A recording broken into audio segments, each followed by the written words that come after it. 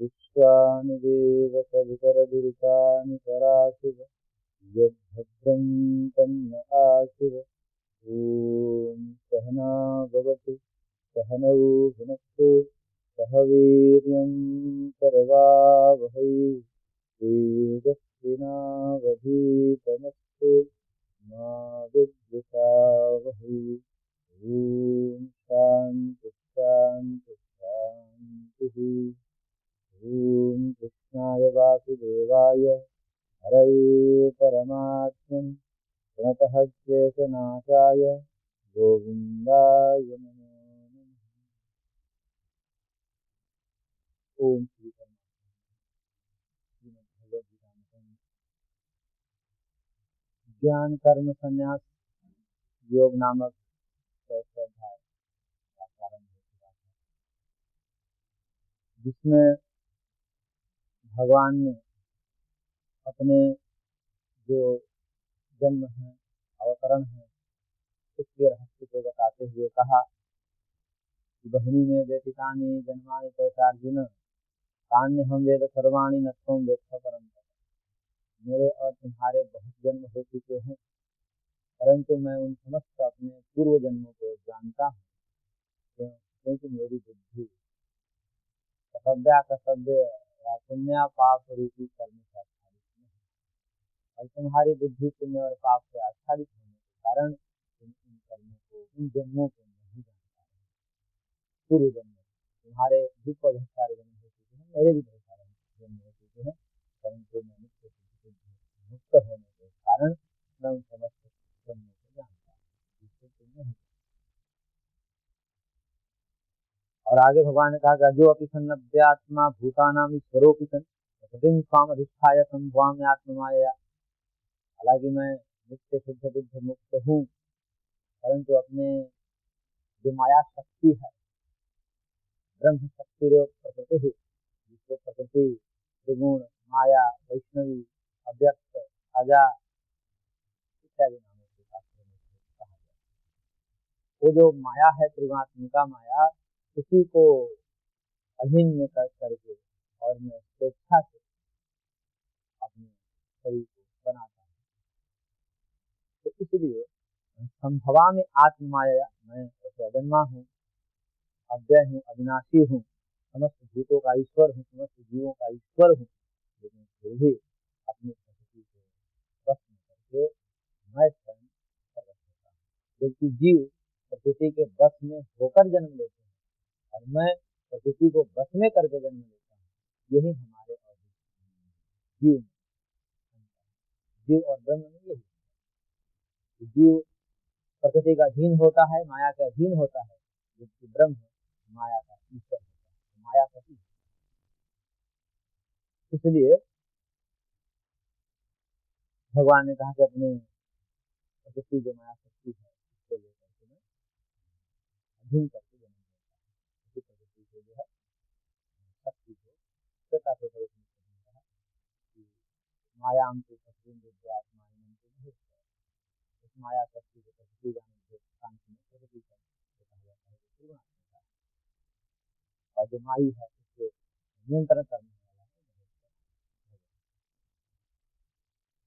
और भगवान अपने जन्म के निमित्त बताते हुए उन्होंने कहा कि राय राह धर्म से ग्लानिर्भवति भारत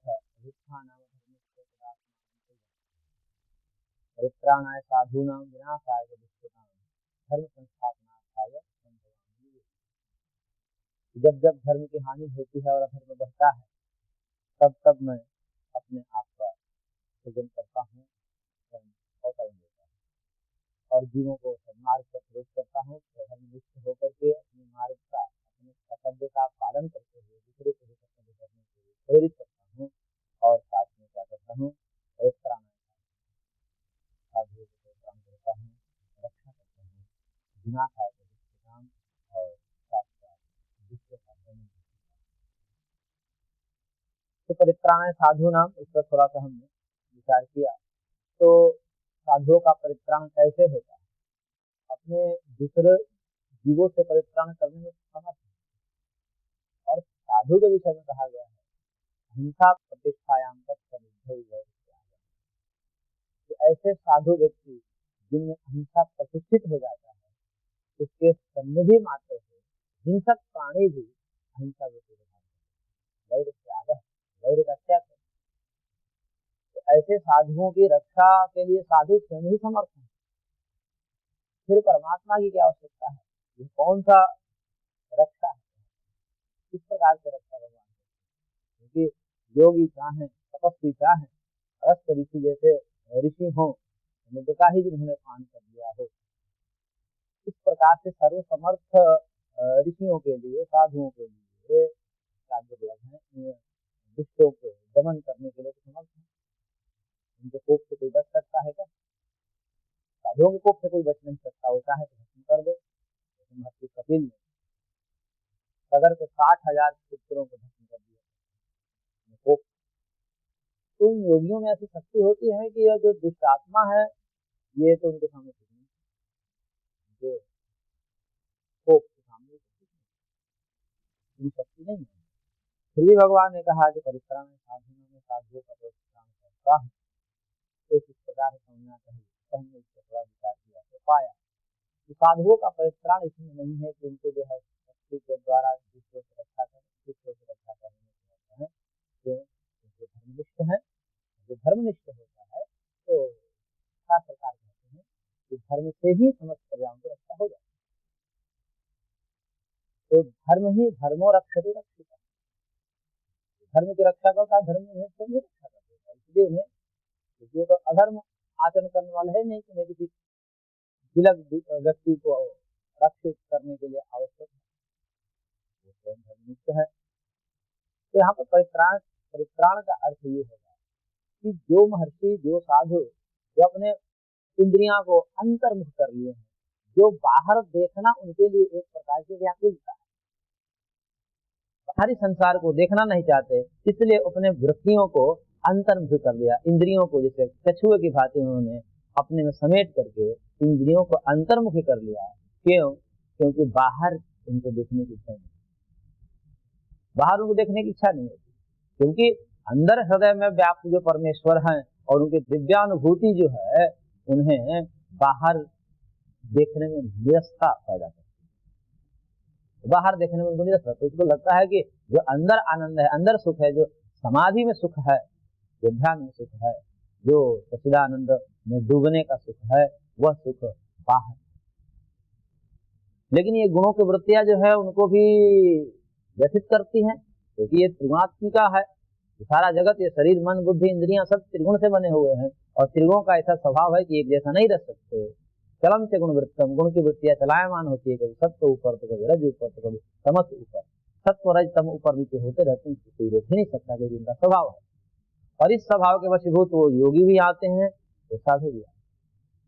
इसलिए उनको भी शरीर भाव में आना पड़ता है और बाहर देखना पड़ता है, बाहरी सांसारिक व्यवहार शरीर यात्रा के लिए करना पड़ता है।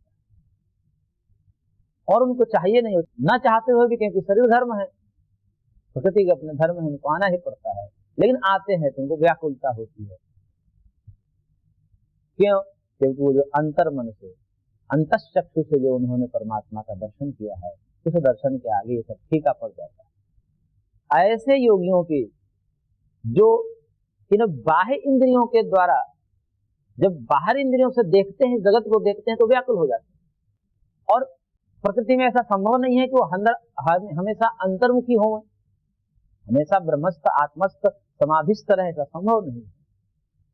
इसलिए बाहर आते हैं तो व्याकुल होते हैं। इन नेत्रों से भी वो भगवान का दर्शन करना चाहते हैं, क्योंकि भगवान से विलग एक क्षण के लिए भी वो हटना नहीं चाहते, रहना नहीं चाहते कि मैं भगवान से एक क्षण के लिए भी विलग हूँ। इन इंद्रियों से भी उन्हीं का दर्शन हो, इस माया का दर्शन न हो, ये सुख दुख मोहात्मक जगत का दर्शन न हो, अपितु जगदीश्वर का भी इन आंखों से दर्शन होवे, तब जाकर उनको शांति मिले। इसलिए वो व्याकुल रहते हैं।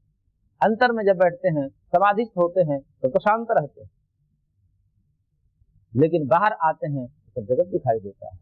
फिर उनको लगता है कि नेत्रों से भी जो मैंने दिव्यानुभूति अंतःकरण में किया है, समाधि में किया है, कोई नेत्रों से भी हो जाए, ऐसी व्याकुलता उनकी रहती है। और उन साधुओं की इस व्याकुलता को नष्ट करने के लिए भगवान आते हैं और समस्त साधुओं को दर्शन देते हैं। किस रूप में दर्शन देते हैं? सच्चिदानंद स्वरूप में दर्शन देते हैं। तब वो कृतकृत्य हो जाते हैं।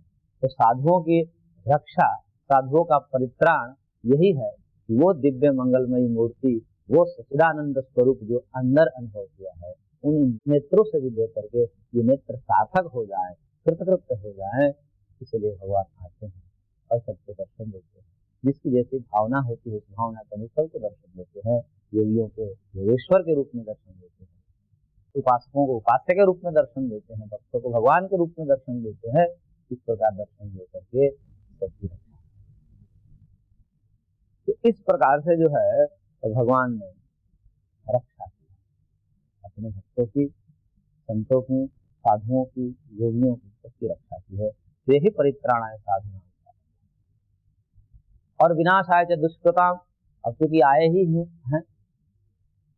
हैं, जैसे प्रधानमंत्री आ ही जब गया, प्रधानमंत्री का आने जाने का कोई तो अभिन्न प्रयोजन होता है। कूड़ा करकट साफ कराने के लिए तो आता नहीं है। कोई भी प्रधानमंत्री कहीं जाता है तो विशेष प्रयोजन के लिए जाता है।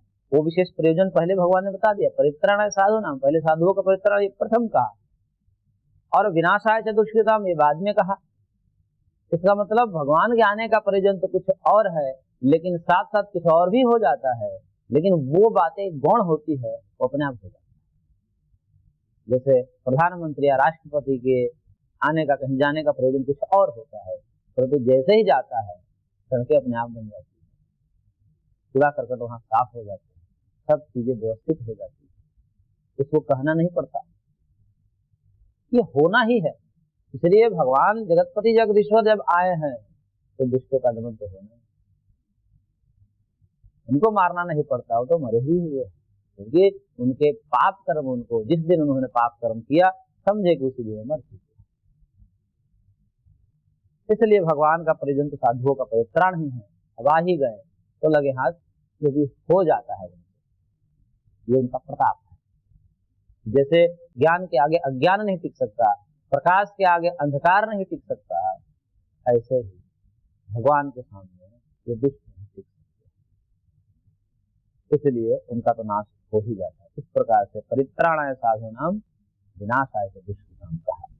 साधुओं का परित्राण ही मेरा मुख्य कर्तव्य है, लक्ष्य है, और उनका विनाश हो ही जाता है। इसलिए तुलसीदास जी महाराज ने भी कहा है कि एक उपाय है, विप्र धेनु सुर संत हित लीन मन जाता। विप्र, धेनु, सुर, संत, ब्राह्मण, गाय, देवता, संत, इनके हित के लिए भगवान करता है। बाकी तो सब गौण, दुष्टों का विनाश हो गौण।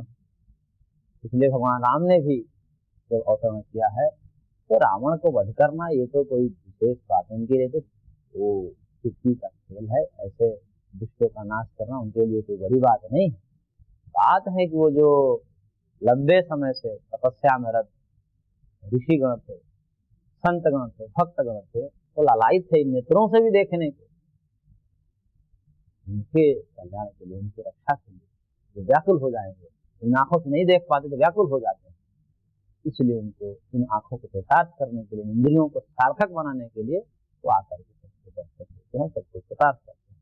कितने महर्षि तो प्राण ही इसलिए धारण किए रहे होते हैं कि भगवान आए और मैं एक बार देख करके प्राण, ऐसा करके सब प्राण करते हैं। तो इस प्रकार से भगवान जो है रक्षा करते हैं, और यही धर्म की संस्थापनार्थाय, धर्म की संस्थापना है। कर्मयोग रूपी धर्म की संस्थापना के लिए हम भगवान मैं समय समय पर अपने आप को शरीर रूप में लेकर के अवसर करता हूँ और धर्म की संस्थापना करता हूँ। सबके धर्म की रक्षा हो, सन्यासियों के सन्यासत्व की रक्षा हो, गृहस्थों के गृहस्थ धर्म की रक्षा हो, सबके अपने अपने धर्म की रक्षा हो, और आकर के भगवान सबके धर्म की रक्षा करते हैं। ये धर्म की रक्षा जो है भगवान का मुख्य कर्तव्य है, इसलिए वो आते हैं और तो इस प्रकार से भगवान ने पर अपने जन्म का कारण बताया, प्रयोजन बताया। और आगे भगवान कहते हैं जन्म कर्म च मे दिव्यम एवं योगेति तत्त्वतः त्यक्त्वा देहं पुनर्जन्म नैति मामेति सोऽर्जुन। भगवान कह रहे हैं कि हे अर्जुन, मैं जन्म च कर्म दिव्यम एवं तत्त्वतः वेत्ति, जो मेरे इस दिव्य जन्म और दिव्य कर्म को इस प्रकार से ठीक ठीक जानता है। तो कह रहे हैं भगवान त्यक्त्वा देहं पुनर्जन्म नयति माम करेगी, वह जो है इस शरीर को त्याग करके फिर इस जन्म मरण की परंपरा में नहीं आता, वो माम एति, मेरे को ही प्राप्त, मेरे को प्राप्त करने का मतलब है परमम साम्यम सुखम। परम साम्यता मोक्ष को प्राप्त होता है जन्म मरण के बंधन से छूट, लेकिन कब, जो मेरे इस रहस्य को जानता है। कैसा रहस्य? मेरे जन्म का रहस्य। जन्म का रहस्य क्या है? भगवान जो है वह मायापति है, माया के अधीन नहीं है, माया का पति है, ईश्वर है, माया उनके अधीन है, और माया को अपने अधीनस्थ करके और फिर अपना शरीर के रूप में प्रस्तुत करते हैं, जगत में आते हैं, कुछ लोकाचार निभाते हैं। तो ये उनके जन्म का रहस्य है। हमारे जन्म का रहस्य कैसा है? हम माया से बसीभूत होते हैं, माया के कारण हमारा जन्म होता है, माया के अधीन हमारा जन्म होता है। लेकिन भगवान का जन्म माया के अधीन नहीं होता, अभी तो माया उसके अधीन। तो भगवान का जन्म का यही रहस्य है, जो मायापति है, माया उनके नियंत्रण में रहती है, उनके इशारे से सब कार्य करते हैं। ये उनके जन्म का रहस्य है। और कर्म का रहस्य ये है कि भगवान आते हैं, और आते हैं तो उनके लिए कोई कर्म शेष नहीं है, क्योंकि साक्षात ब्रह्म है, भगवान है, उनके लिए कर्म करने की आवश्यकता ही नहीं। लेकिन फिर भी फलाशक्ति का त्याग करके वो कर्म करते हैं लोक संग्रह, लोक संग्रह के लिए वो कर्म करते हैं। तो इस प्रकार के भगवान के जन्म और भगवान के इस कर्म योग रूपी जो फलाशक्ति से रहित होकर के कर्म करने का जो रहस्य को जानता है, वो अंततः देह का त्याग करके ब्रह्म ज्ञान निष्ठ होकर के, ब्रह्म ज्ञान संपन्न होकर के वह मेरे को ही प्राप्त होता है। तो जन्म मरण के चक्कर में नहीं आता। इसलिए त्यक्त्वा देहम पुनर्जन्मम न मामेति, वह देह को त्याग करके, क्योंकि अंतिम देह होता है तो ब्रह्म ज्ञान संपन्न हो जाता है, क्योंकि जो जीवन भर यही काम किया है, भगवान को ही मन में बसाकर कर्म किया है, जगत को मन में बसाकर कर्म नहीं किया। इंद्रियों को, शरीर को जगत में लगा रखा है, लेकिन मन को भगवान में लगा रखा है। तो जहां हम मन से लगे होते हैं, वास्तव में हम वही होते हैं, शरीर से और इंद्रियों से जहां होते हैं वो विशेषता नहीं। तो इसलिए मन में भगवान को बसा करके और शरीर को कर्म में लगा करके, और जो कर्म करता है वो कर्म नहीं मानता। प्रेजेंट बॉडी और सेंस माइंड से जो है कर्म नहीं होता, तो कर्म नहीं मानता। तो व्यक्ति किसी कक्षा में है और वहां पर उसका मन ही नहीं है, तो कुछ फल मिलेगा उसको? या कोई फल नहीं मिलेगा, क्योंकि वो मन से यहाँ नहीं है। तो यहाँ के जो फल है, ज्ञान रूपी फल, उसको नहीं मिल सकता है। ऐसे ही जगत का भी है कि शरीर से जो है जगत में है, लेकिन मन से एब्सेंट है, जगत में नहीं है, वो परमात्मा में है। तो अब जगत के जो फल है क्या है? सुख दुख जन्म मरण, वह फल यही कर्म होता है। तो भगवान को मन में बसा करके जो सारा काम किया है जीवन भर निष्काम होकर के, उसको अंततः भगवान ही प्राप्त होंगे। मरते समय भी भगवान ही आ जाएंगे। उसकी बुद्धि ब्रह्माकार कारित वृत्ति होगी मरते समय भी। तो आगे भगवान कहेंगे कि जो मरते समय जिस वृत्ति से युक्त होकर के मरता है, उसी के आधार पर अगला जन्म होता है। और ब्रह्माकार कारित वृत्ति लेकर के वो मरा है, तो क्या होगा? भगवान ही मिलेंगे। इसलिए उसको मोक्ष प्राप्त होता है, वो मेरे को प्राप्त होता है, वो जन्म नहीं होता। और इसी को भगवान आगे कह रहे हैं, वीतराग भय क्रोधा मन्मया मामुपाश्रिताः बहवो ज्ञान तपसा पूता मद्भावमागताः। कह रहे कि वीतराग भय क्रोधाः मनमयाः माम उपाश्रिताः। जिनके राग भय और क्रोध चले गए, ऐसे जो विगत राग वाले हैं, भय वाले हैं, क्रोध वाले हैं, लेकिन जिनके राग मतलब इच्छाएं, लौकिक इच्छाएं, इच्छा का मतलब लौकिक इच्छाएं, भगवान की इच्छाएं तो रहेगी ही, भगवान को प्राप्त करने की इच्छाएं हैं वो तो रहेगी ही। और वैसे भी दार्शनिक दृष्टिकोण से देखा जाए, इच्छा का मतलब कामना, काम, राग, इच्छा, ये सब पर्यायवाची शब्द हैं। तो कामना जो है यहाँ पर वीत राग कहा है, राग जिसके चले गए, भय जिसके चले गए, क्रोध जिसके चले गए, राग मतलब इच्छा, काम, काम चला गया। अब कोई कहे कि लौकिक कामनाएं तो जिसकी चली गई, लेकिन भगवान की कामना तो शेष रहेगी ही, मुझे भगवान को प्राप्त करना है, ये कामनाएं तो रहेगी ही, इसलिए इन कामनाओं का भी त्याग करना है क्या? तो कहते हैं कि ये कामना त्याग तो हो ही नहीं सकती, क्योंकि कामना शब्द का प्रयोग वहां होता है जहां पर वस्तु हमसे विलग होती है, हमसे अप्राप्त होती है, और अप्राप्त वस्तु को प्राप्त करने में काम शब्द का प्रयोग किया जाता है। राग, प्राप्ति, कामना उत्पन्न कहाँ होती है? हमें वस्तु प्राप्त नहीं है, हमसे अलग है। जैसे हमें धन की प्राप्ति करनी है, धन हमसे अलग है, इसलिए उसमें कामना होगी। स्त्री की प्राप्ति करनी है, स्त्री हमसे विलग है, इसलिए उसमें कामना होगी। तो धन, जन, अधिकार, यश आदि जो हमसे भिन्न है, पद हमसे भिन्न है, राज्य की कामना है, राज्य हमसे भिन्न है, तो जो हमसे भिन्न है और जो हमें प्राप्त नहीं है उसमें कामना उत्पन्न होगी। लेकिन परमात्मा ऐसे हैं जो प्राप्त है, सबको प्राप्त हैं, सबके हृदय में पहले से विराजमान है, वो कहीं पकड़ने या हमसे विलग तो है नहीं, हमसे विलग है नहीं कि जाकर उनको पकड़ लेना है ऐसे। तो परमात्मा तो हमारे हृदय में है, सबके हृदय में है। तो जो हम वस्तु पहले से प्राप्त है उसमें कामना सबका व्यवहार यदि हो रहा है तो कहते हैं कि ये गौण व्यवहार है। गौण मतलब कहने के लिए है, वस्तुतः नहीं, क्योंकि जो वस्तु प्राप्त है पहले से, हमसे अभिव्यक्त है, अविभागापन्न है, ऐसे वस्तुओं में प्राप्ति शब्द, काम शब्द, इच्छा शब्द का प्रयोग गौण ही समझना चाहिए, वास्तविक नहीं, मतलब कहने के लिए। इसलिए भगवान की कामना ये कहने के लिए, भगवान में कामना नहीं, तो कामना लोक में होता है, लौकिक वस्तु।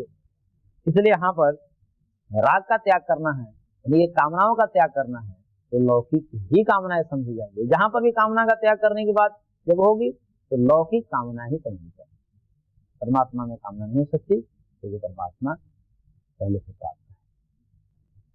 तो जिसके राग चले गए, जिसके भय चले गए, जिसके क्रोध नष्ट हो गए, ऐसे मनमया जो मेरे में ही मय हो गए हैं, तन्मय हो गए हैं, जो मुझ में ही अनन्य भाव में स्थित हो गए, जो मेरे में, मेरे अतिक और उसका कोई नहीं। क्योंकि जिन्होंने अपने बुद्धि में, इसी को स्थित प्रज्ञ कहा है, जब तक अध्यायों में स्थित प्रज्ञ किसको कहा है?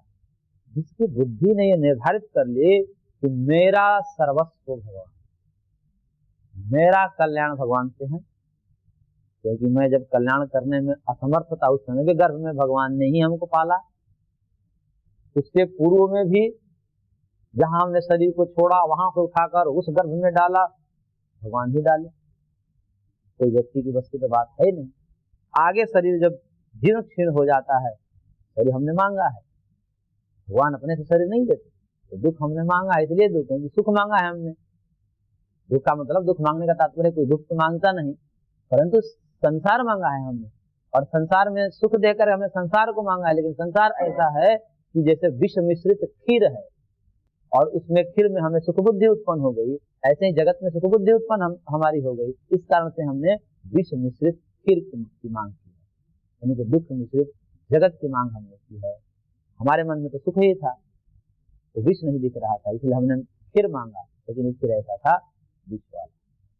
ऐसे ही हमने जगत मांगा, जगत में सुख को देकर सुख मांगा, परंतु ये जगत सुख दुख मिश्रित है, इसलिए हमें दुख भी हाथ में लगता है।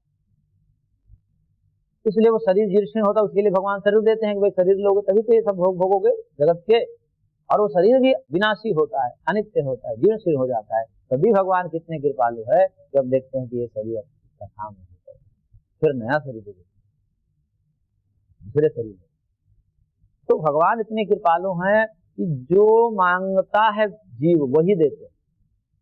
भगवान का सीधा सा पढ़ना है कि अपने मन से कुछ नहीं देते, जो जैसा मांगता है वैसा। तो हमने संसार मांगा है सुख बुद्धि करके, हमको मिथ्या ज्ञान हो गया था इस कारण, क्योंकि हमने संसार में केवल सुख देखा, जो दुख वाला पक्ष था उसको नहीं देखा। इस कारण से ऐसा हुआ है। तो जिसकी बुद्धि जो है अनन्य भाव से भगवान में ही निष्ठ हो गई है, युक्त हो गई है, लग गई है, ऐसे जो अनन्य प्रेम पूर्वक स्थित जिसकी बुद्धि है, जो मेरे में ही लग गया है, और मामुपाश्रिताः, मेरे ही एकमात्र आश्रय। उनका आश्रय कौन है? हर एक जगह। कुछ दुख होवे तो भगवान को याद करते हैं, सुख होवे तो भी भगवान को ही याद करते हैं, कुछ भी हो उनको तो भगवान को ही याद करते हैं।